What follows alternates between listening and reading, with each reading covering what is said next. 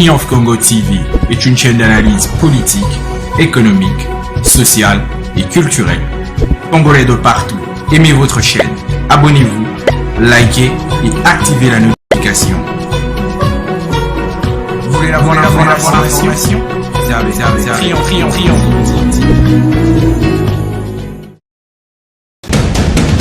La République démocratique du Congo, c'est le plus grand pays d'Afrique centrale. Un territoire équivalent à plus de 4 fois celui de la France métropolitaine. Voilà, nous sommes très ravis de vous retrouver une fois de plus sur Triomphe Congo Télévision. Mesdames et messieurs, très chers fidèles téléspectateurs, nous sommes très contents du fait que vous avez toujours été à nos côtés en train de nous regarder partout au monde. Bienvenue dans ce nouveau numéro de Triomphe Congo Télévision, numéro auquel votre rédaction a voulu vous faire part en ce jour. Premièrement, nous allons parler sur cette visite en République démocratique du Congo depuis ce lundi dernier de l'ancien président tanzanien Jakaya Kikwete qui est venu rencontrer exactement le président Félix Antoine Tshisekedi Tshilombo qui, vous le savez bien, depuis le dimanche dernier, séjourne dans la province du Haut-Katanga pour une visite de travail. Après cela, nous allons aussi parler sur la visite du chef de l'État Félix Antoine Tshisekedi Tshilombo dans le territoire de Kasenga. Qu'est-ce qu'il est allé faire? Qu'est-ce qu'il y a eu? Nous allons relever beaucoup d'aspects quant à ce. Et enfin, nous allons chuter avec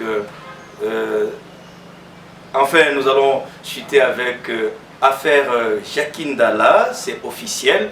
Le secrétaire général de Ensemble pour la République, ce parti cher à Moïse Katumbi Chapwe, vient de le confirmer. Jacques Ndala est suspendu du parti. Voilà autant de questions auxquelles nous allons échanger. Je ne serai pas seul, vous allez découvrir d'un moment à l'autre mon invité du jour. Mais avant cela, mesdames et messieurs, très chers téléspectateurs, je vous demande d'abord de vous abonner massivement sur votre chaîne qui est Triomphe Congo Télévision. Tapez seulement sur YouTube Triomphe Congo TV, vous allez nous retrouver. Abonnez-vous massivement, activez aussi la cloche de notification pour vous permettre bien sûr de recevoir toutes nos publications. Nous sommes sur YouTube, nous sommes également sur Instagram, sur Twitter, sur TikTok et pourquoi pas sur la page Facebook et même dans plusieurs groupes WhatsApp. Du fait que vous allez vous abonner massivement, ça va nous encourager davantage à ce que nous puissions vous produire des bonnes informations et recevoir aussi vos suggestions, vos remarques, parce que nous évoluons sur base de ça. Nous vous saluons, vous êtes en République démocratique du Congo, vous êtes en Afrique, vous êtes en Europe, dans le monde entier.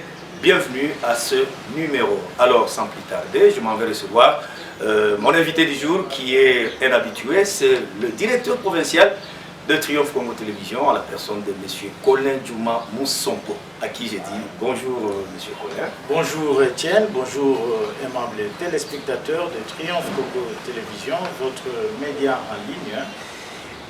Triomphe Congo a depuis quelque temps commencé à lancer des émissions de décryptage qu'on appelle Kilashiku Mambo. Kilashiku Mambo, c'est une émission des cris info où vous aurez à découvrir la réalité qui se passe en République démocratique du Congo et surtout principalement dans la province du Haut-Katanga. Voilà le peu de mots que j'ai à vous dire. Nous sommes un peu partout, Triomphe Congo est un peu partout. C'est une chaîne qui est suivie un peu partout à travers le monde, aux États-Unis, à Londres, en France, en Belgique, en Côte d'Ivoire, même nous avons de téléspectateurs qui nous suivent en Guinée équatoriale, à Conakry. Je salue les aimables Touré qui me suit, qui m'écrit chaque fois et qui me dit, qui m'encourage de continuer à créer des bonnes émissions. Sans oublier aussi nos chaînes partenaires. Ah oui, il y en a Eras News et Canal Afrique 54 sont avec nous. Sont avec nous, même Afrique 24, Afrique News 54 aussi nous suit ce sont nos chers partenaires. Voilà. Alors, comme je l'ai annoncé, mesdames et messieurs, nous commençons par cette actualité. Vous le savez bien, depuis le lundi dernier, l'ancien président tanzanien, là je parle de M.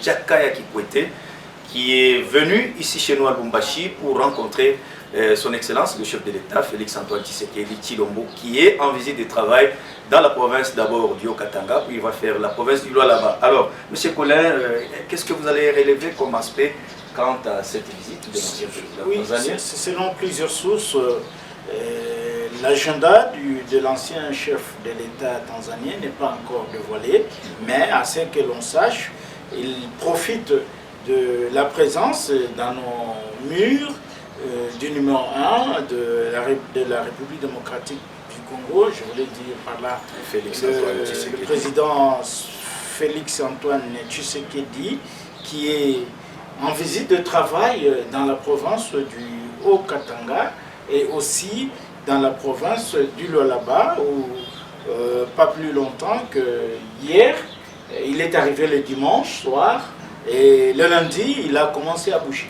Voilà. Est-ce qu'on peut dire que peut-être c'est un coup de pouce de l'ex-président tanzanien du fait que la République démocratique du Congo s'apprête à des élections d'ici 2 mois, au mois de décembre?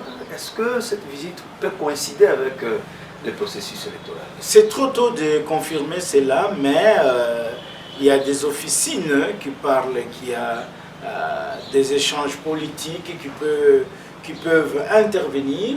Aussi, il y a beaucoup à dire, mais White and See, ce qui va être fait, Triomphe Congo sera, les caméras de Triomphe Congo seront en mouvement pour savoir de quoi il sera question de la rencontre entre l'ancien président tanzanien et le nôtre, Félix-Antoine Tshisekedi Tshilombo.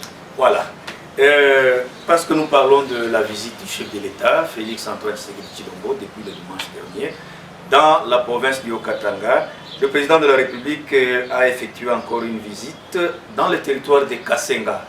C'est à combien de kilomètres? C'est environ 121 km de Lubumbashi. Voilà. Cette visite avait un objectif très crucial où le président devrait aller rencontrer son homologue zambien. La personne de Hakainde Hichilema, oui, l'actuel président zambien. Oui, l'actuel Hakainde Hichilema. Alors, qu'est-ce que nous avons... nous pouvons un peu faire une analyse de ce voyage. Comme toujours, nous disons, il y a beaucoup de distractions dans la province du Haut-Katanga. Le gouvernement provincial a lancé plusieurs projets de réhabilitation de la voirie urbaine, mais à ce jour, ces projets sont à l'arrêt. Nous ne savons pas pourquoi. Il y a plusieurs routes, notamment sur l'avenue Lulangula, hein, c'est du côté de Tchangalele, toujours ici à Lubumbashi. Il y a l'avenue Kiwele, l'avenue Kiwele qui est devenue une avenue morte. Le gouvernement semble ne pas s'y intéresser et pourtant nous sommes dans la ville de Lubumbashi. Oui. Cette avenue qui essaie de désengorger les habitants de la commune Ouachi pour atteindre le centre-ville de Lubumbashi. Mais c'est abandonné. Nous pouvons aussi parler de l'avenue Arokarias. Arokarias, oui. Et puis, du côté Bel-Air, il y a aussi l'avenue des cimetières. Or, l'avenue d'Arokarias essaie de désengorger la ville. Donc, les habitants ou la population qui veut emprunter la route pour atteindre l'aéroport international de la Douane. Mais rien n'est fait. Et pourtant, le gouvernement provincial reçoit beaucoup d'argent sur la taxe des transits interprovincial. Donc au niveau des péages. Au niveau des péages. Oui. Mais où va cet argent? Et dans la ville, il y a le péage urbain. Mais ce que nous avons pu constater, c'est le convoi, le cortège du chef de l'État qui a connu l'accident sur la route de Kasenga. Et ce qui est plus grave, le vice-premier ministre en charge de l'économie Il a aussi été victime de ça. Là, vous parlez de son Excellence Vital Kamerhe, le ministre Jean-Lucien Boussa et d'autres personnalités qui accompagnaient le chef de l'État ont été victimes de cet accident. Pourquoi? Parce que cette route de Kassenga, nous l'avons toujours dit, c'est une route de dessert agricole. Et que le gouvernement provincial du gouverneur Jacques Yaboula devrait s'atteler pour réhabiliter, pour asphalter cette route. Et la cause de l'accident, c'est quoi? C'est la poussière. La route ne parle pas, plein de poussière, trop de bourbiers. Alors, je me demande, que fait le gouvernement de Jacques Yaboula? Et pourtant, sur cette route, il y a des postes de péage. Vous voyez un peu. Alors, s'il y aurait mort d'homme, oui, c'est que ça fait. Il y a plusieurs véhicules qui ont été endommagés. Il y a même un véhicule de marque Alpha qui a fait tonneau. Il y avait à l'intérieur plusieurs femmes qui accompagnaient le chef de l'État. Et le vice-premier ministre, le ministre de l'économie, M. Vital Kamerhe, s'est même arrêté malgré les douleurs qu'il avait de l'accident qu'il a connu. Il s'est arrêté pour consoler ses femmes. Voilà un peu ce que nous regrettons du gouvernement provincial du Haut-Katanga. Nous avons cherché à atteindre le ministre des Infrastructures, l'excellence Eric. Nous l'avons appelé, notre rédaction l'avait appelé, il a accepté. Et arrivé, il nous a conduit chez son directeur de cabinet, Maître Jean. Ce dernier a dit qu'il n'est pas en mesure de nous répondre. Il faut que le ministre puisse nous répondre. Le ministre aussi dit qu'il faut que la conseillère en charge de communication du gouverneur soit là pour qu'il puisse répondre. Et après, c'était vraiment de rendez-vous manqués. On ne comprend pas. Il y a ceux qui disent que le cabinet ministériel, c'est un cabinet politique. Ça me surprend qu'un ministre qui gère son cabinet, le cabinet devient un cabinet politique. Où on doit parler des partis politiques. Au lieu de parler sur la gestion de la province, qu'est-ce que le ministère a prévu, que faudra-t-il faire, quelles sont les plaintes sur terrain? C'est regrettable. Est-ce qu'on fait de la politique dans un cabinet ministériel? Non, mais nous sommes un peu inquiets. Ça nous fait une honte. Ça nous fait une honte dans la province lorsque nous recevons le père de la nation et le père de la nation dans son cortège, on enregistre des cas pareils de accidents. Et s'il y aurait mort d'homme, qu'est-ce que le gouverneur Kiaboula allait dire? Qu'est-ce que le gouvernement Kiaboula allait dire? Est-ce que cette route, nous l'avons suggéré, nous sommes allés à Kassenga, nous avons enregistré des images du port de Kassenga que je vous présente tout à l'heure. Regardez les images du port de Kassenga, l'importance de ce port. Mais le gouvernement Kiaboula ne s'y intéresse pas. On ne comprend pas. C'est un gouvernement politique ou c'est un gouvernement qui est là pour aider le chef de l'État à réaliser certains projets. Voilà un peu ce que nous pouvons parler. Voilà, là c'était un incident très majeur en présence du chef de l'État, vivre de telles situations. Mais le chef de l'État est allé lancer les travaux de construction du pont qui sera jeté sur la rivière Luapula afin de relier la RDC et la Zambie. Tout à fait. C'était hier, hier lundi même, que au village Tchaloué, dans le territoire de Kassenga, que le chef de l'État, Félix-Antoine Tshisekedi Tshilombo, a rencontré son homologue zambien, Hakainde Hachilema. Les deux ont posé la pierre symbolique pour la construction, d'abord la construction d'une route d'intérêt international et aussi qui sera aussi, il a été aussi question de construire un pont de 350 mètres. Et ce pont permettra de désengorger le port, donc de désengorger Kasumbalesa et Sakani.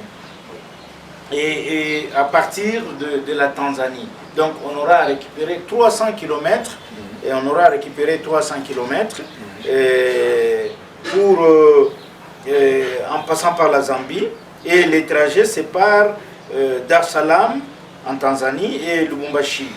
Et sur place, c'est une cérémonie qui a regroupé plusieurs officiels, dont le Premier ministre Sama Lukonde et les vice-premiers ministres en charge de l'économie, je voulais dire Vital Kamerhe, le gouverneur Jacques Yaboula Katwe, et puis plusieurs ministres d'État et autres personnalités étaient sur place, ce qui s'est passé à Tchadou. Voilà l'intérêt, c'est un grand projet. Si on arrivait à construire, à jeter un pont sur la rivière Luapula, cela aura un faux ipso facto qu'on puisse asphalter la route Kasenga, les tronçons Kasenga-Lubumbashi, parce que là, il y aura plusieurs activités douanières sur place, et ce qui va générer encore beaucoup de recettes pour la province du Haut-Katanga. Mais même si on jetait ce pont-là, l'asphaltage de cette route va se faire quand? Parce qu'il ne nous reste que quelques semaines pour recevoir Madame la pluie dans la province du Haut-Katanga, et cela va prendre 6 mois. Alors, donc, nous demandons au gouverneur Jacques Yaboula que ce projet-là ne soit pas une lettre morte, que le projet ne soit pas une lettre morte, qu'il puisse nous aider à laisser des traces du président Félix Antoine Tshisekedi Tshilombo en jetant, en asphaltant la route, les tronçons Kasenga. Ce n'est même pas Kasenga Lubumbashi, c'est Kasenga Kasomeno. Oui, c'est environ 90 km. C'est ça, c'est ces tronçons-là qui posent problème, puisque Kasomeno Lubumbashi, c'est asphalté. C'est seulement Kasomeno Kasenga. Voilà un peu le problème que nous pouvons parler, donc ce qui s'est passé au niveau du Kasenga hier.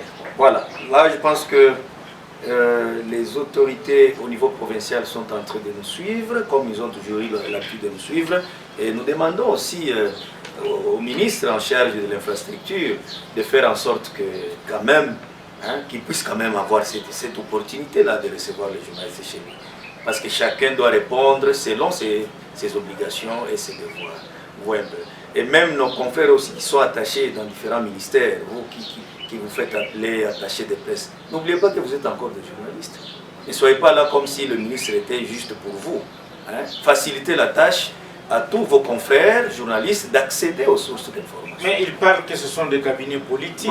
Vous vous rendez compte d'un journaliste attaché au ministère des Infrastructures, mais lorsque vous l'appelez, il rejette vos appels. C'est un confrère, lui il est là, il représente la presse. Lorsqu'on l'appelle, il rejette des appels, il dit appelez-moi sur WhatsApp, vous l'appelez sur WhatsApp. Il ne répond pas. Allez sur Instagram. Donc vous voyez, on fait marcher les journalistes. Ouais. Or, nous savons combien d'argent ce ministère est financé. Et nous savons où va tout cet argent. Où va l'argent du péage urbain qu'on voit ici dans la ville? Où va l'argent du péage interprovincial? Où va cet argent? C'est dans leur ministère. Et aujourd'hui, nous sommes en train d'enregistrer des dégâts. Des dégâts. On voit seulement, on réhabilite le centre-ville de Lubumbashi. Est-ce que c'est ça l'objet de la redevance aussi minière? La redevance minière. La province reçoit beaucoup d'argent sur la redevance minière. Vous ne pouvez pas nous dire que la province ne reçoit rien. Et pourquoi vous ne voulez pas vous exprimer, vous qui êtes à la tête de la province? Non, c'est une fuite. C'est une fuite. C'est une fuite des responsabilités. Parce que vous devez défendre votre quinquennat à la tête de la province. Et là, je crois que tout un gouverneur a intérêt à présenter son bilan. Parce que nous sommes arrivés à la fin du mandat. Dans les 26 provinces, nous avons 52 gouverneurs. Et chaque gouvernement provincial est en train de faire en sorte qu'il puisse présenter son bilan, parce que d'ici là, avec les élections du 20 décembre, les députés provinciaux vont passer à l'élection des gouverneurs sur toute l'étendue de la RDC. Ça sera au mois de février, je crois, après l'investiture du président de la République. Et Jean, vous parlez de députés provinciaux. Nous sommes là à l'Assemblée provinciale du Haut-Katanga. À la rentrée de la session de septembre, le président de l'Assemblée provinciale a décrié le fait que la province ne parvient pas à payer les arriérés de salaire des fonctionnaires. Oui, même au niveau de l'Assemblée provinciale, aujourd'hui on enregistre 5 mois d'arriérés. N'en parlons pas. Est-ce qu'il n'y a pas de recettes? Oui, n'en parlons pas au gouvernement de la province. Les gens sont impayés. Comment les gens peuvent survivre? Nos confrères qui sont attachés de presse au niveau du gouvernement provincial, ils sont impayés. Voilà autant de problèmes que la province est confrontée, auxquels le gouvernement provincial doit s'expliquer devant le Parlement. C'est le président le président de l'Assemblée provinciale, Michel Katebe, qui a décrié cette situation. Voilà. Nous allons chuter, mesdames et messieurs, dans cette émission. C'est officiel, comme je vous l'avais annoncé dans le prélude. Jacques Ndala, suspendu officiellement par le secrétaire général de Ensemble pour la République, M. Bolengue-Télé. Oui, tout à fait. La sortie médiatique de Jacques Ndala, qui, au fond, a démontré réellement que Jacques Ndala c'est un monsieur qui jouait la double face en voulant montrer réellement que, en voulant rendre le parti Ensemble comme étant un parti où il y a le faubourg, où les gens peuvent se bagarrer à n'importe comment. Et il a manqué du respect envers ses aînés. Jacques Ndala ne peut pas s'attaquer à un notable katangais, tel que Mwando Simba, Christian Mwando Simba. Il ne peut pas. Il ne peut pas manquer du respect envers Moïse Katumbi Chapwe, qui est l'autorité morale d'Ensemble pour la République. Et ce monsieur se permet de dire si le président Moïse ne parvient pas à créer une structure d'entente entre les partis, il va boxer les gens. Il va boxer qui, lui? Est-ce qu'en politique, on se donne des... Non. C'est vraiment marrant. C'est vraiment un monsieur qui avait de la personnalité pour ce parti, cher à Moïse Katumbi, mais qui s'est disqualifié par son comportement bizarre. On ne sait pas qui est derrière Jacques Ndala, qu'est-ce qu'il veut. Est-ce qu'il était... j'ai suivi M. Dudier qui a parlé du fait qu'il y avait un audio qui circulait disant que Jacques Ndala était envoyé dans Ensemble pour la République comme un espion. Et vous espionnez qui? Pour avoir quoi? Jacques Ndala, Moïse l'a rapproché. Il a tout reçu du président Moïse. Il a tout reçu. Et vous vous rappelez qu'il a effectué une tournée à travers le Nord Katanga, toute la partie du Katanga, il est allé au Congo central, tout ça. Mais quand quelqu'un te donne cette confiance, est-ce que tu dois réagir de telle manière? Moi, je pense que c'est une erreur de sa part de vouloir trop... Il y a une expression française qui dit la grenouille qui veut se faire aussi plus grosse que le bœuf. C'est ça, Jacques Ndala. Donc, le fait qu'on lui a donné cette confiance, il pense qu'il est devenu, je ne sais pas n'importe qui, jusqu'à manquer du respect à un notable katangais tel que à la personne de Christian Mwando Simba. Voilà. Alors ça, c'est une grosse erreur de sa part. Nous le connaissons, nous connaissons ce que les Kinois sont, mais l'avenir nous dira encore plus. Dans l'émission passée, nous avions parlé de la balle des chauves. voilà là où nous allons. Ils seront toujours nombreux, ils vont partir, mais Moïse Katumbi Chapwe restera le leader charismatique pour la République démocratique du Congo. Pourquoi? Parce que le peuple congolais repose tout son espoir en cet homme. D'ailleurs, selon certaines sources non encore, les sources qui s'approchent à Triomphe Congo, il paraîtrait que le président Moïse va tout à l'heure déposer sa candidature. C'est la candidature la plus attendue en République démocratique du Congo après celle du docteur Mukwege. Donc là, vous voyez déjà, si le président Moïse Katumbi dépose sa candidature, donc la bataille sera très grande et que nous sommes sûrs de sa victoire. Voilà, la bataille sera très grande, nous sommes sûrs de sa victoire. Mesdames et messieurs, nous sommes arrivés pratiquement à la fin de cet entretien et que nous avons eu l'honneur, donc votre rédaction de Triomphe Congo a eu l'honneur de vous présenter en ces jours. Continuez à vous abonner massivement, partagez les vidéos sur TikTok, sur YouTube, Instagram, Twitter, sur la page Facebook et pourquoi pas dans plusieurs groupes WhatsApp. Monsieur Colin, merci d'avoir répondu à cette invitation et nous vous fixons rendez-vous très prochainement. Espérons qu'il y aura toujours de nouvelles matières qui vont suivre. Oui, très prochainement, Triomphe Congo reviendra toujours avec son émission d'écrit info Kilashiku Mambo. Vous aurez, je crois, avant, nous allons, cette émission sera produite 3 fois par semaine. Vous aurez toujours de l'actualité. Nous sommes fiers de vous, nos téléspectateurs. Et comme l'a dit mon confrère Etienne Mabimbi ou Mabimbi, continuez à vous abonner sur votre chaîne. Cela nous permettra de faire un bon travail. Massivement, abonnez-vous, vraiment massivement, s'il vous plaît, abonnez-vous sur votre chaîne Triomphe Congo Télévision. Ok, merci beaucoup mesdames et messieurs et à la prochaine. Triomphe Congo TV est une chaîne d'analyse politique, économique, sociale et culturelle.